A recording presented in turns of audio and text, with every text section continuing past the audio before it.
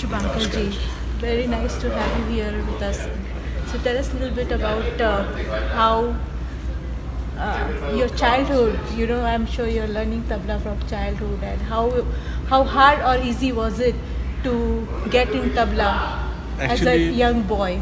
right. Actually, music was in our house. My mother was a composer. My father was a amateur tabla player because he was serving the government. And so that's why music was in the house. So I learned vocal and tabla together. Oh. I learned vocal music for 15 years also.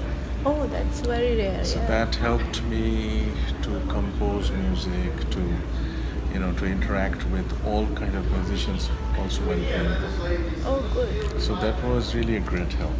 And initially I learned from Banaras and Lucknow, Gharana a little bit, and then I had my guru Pandit Shravan Shiv, Oh. from whom I learned. I've still been learning. So it's the whole life goes learning only. And there's nothing like learning something new and knowing something. So, and especially when it comes to music, it uplifts you every time. Yeah. Yeah. It is such a blessing that whenever it is decided by the invisible power that some percentage of the music will flow through you, Yeah. through which you will be uplifted, and every time you do it for people anywhere in the world, they will be uplifted. Definitely. So it's a tremendous job satisfaction that you do. Yeah. Yeah. So That that's how my can't agree enough on that. Right, Yeah, right. definitely. Yeah, so my childhood was full of music of all kinds, not only classical music. I was open to the folk, the Tagore song, the modern music, because my mother was a lyricist as well. So different, people used to come, musicians used to come and interact. all Oh that. wow. Later on, when I started touring and traveling, so I had the advantage and to interact with the world musicians Wow. everywhere, in Africa,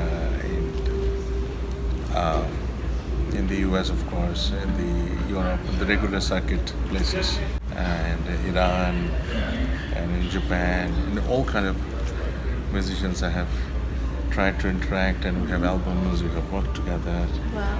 Yeah. So since you said this, I'm curious to know how challenging did you find to maintain the authenticity of Indian music as such, and also crossing the boundary and going into the fusion, and to maintain the authenticity of Indian as itself. Was that challenging? It was not challenging because I can tell you from my experience that the system of learning of Indian music is as such that it enables you to reach, and to travel through an avenue which much broader. Because if you want to relate with some song or something, you can always relate to some kind of a raga.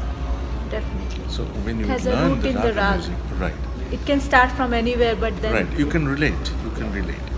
And same goes with the Indian tal system. If you want to go, like we have in the Shastra, in the Natya Shastra of Bharat, we have, it is said that we have 3 beats to 108 beats rhythmic cycle. yeah. But we have more used rhythmic cycles as sort of 10, 11. It's much more used. So if you want to relate with any tal system also, you can relate with the Indian tal system. Definitely. Yeah. Any, if you come across any rhythmic cycle. If you want to have a composition, if you first time if you hear something, you can relate it to some kind of a phrase that you have played, or you have heard someone singing. Yeah. So that's why it is always, for me, it has been very unique when I listen to some kind of good music and fresh and new. Oh, okay. Yeah. That I enjoy a lot. But at the same time, to keep the authenticity, if I play a solo, I will have the solo playing mentality. If I play with someone, I need to do a research work of whoever I'm playing with. Yeah, I need to definitely. study his music and go along with that. Yeah. So it's basically because of the study of the learning system of Indian music. It's because You are of able that to only. manage that transition. You are able to manage that transition every now and then. You can just do it like that. That's But wonderful to know. it becomes challenging and it becomes very interesting also when you, as you said, that if you do a fusion music. For me, fusion is sort of, if it is fusing well. Yeah, of course. A song and a tabla can be a fusion. A flute and tabla can be a fusion. If it is fusing, if it is gelling well. So I need to know his music, he needs to know my music, so that we can gel well together. Yeah, yeah. So like that, if we have 3-4 other musicians at the same time, and if I act as a composer, I need to know their capacity and the capacities of the instruments also, Yeah. so that I can get the best out of them. Then only we can, go through compositions, we can rehearse well, and then be it a fusion, be it a world music or whatever you call it, we can use the best of those instruments and the music. Definitely. That way, it will have a lasting value. Otherwise, it will just remain as a jam session. Yeah, yeah. Yeah. So I prefer the music to be touching the heart every time. Yeah, that's the That's- ultimate goal that's the of the ultimate music. goal. Yeah, definitely. So that is why the way we have learned, I think we've been very, very blessed that we can figure it out, and we can easily separate it from one to another. The moment you touch the instrument, you start playing, you know what you are expected to play. That will take you there eventually, because it has been a practice. Definitely. Yeah. Yeah. So, do you have any message for the young generation, especially kids who are growing outside India, but any message, because you are traveling all over the world and you are seeing different audience, and say down the road in 20 years or down the road in 50 years, all the audience will be the young generation that are today, right?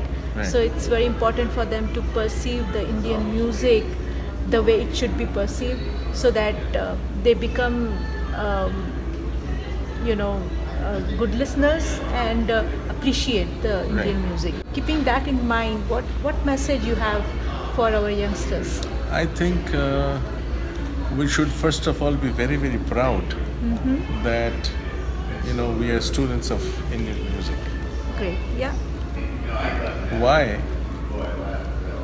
Because if you see classical music, the brightest of all, like two different classical music we have, one is Western and one is Indian, that are followed globally.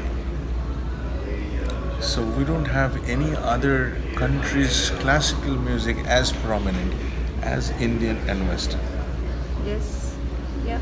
So I think first of all, the education of music, that has to be delivered to the kids first of all, in a proper way, and like creating the ambience, making them know what the instruments are called and sound, what do they sound like, and slowly, if you provide them the rich music, creating that ambience with the legends of in music in our country.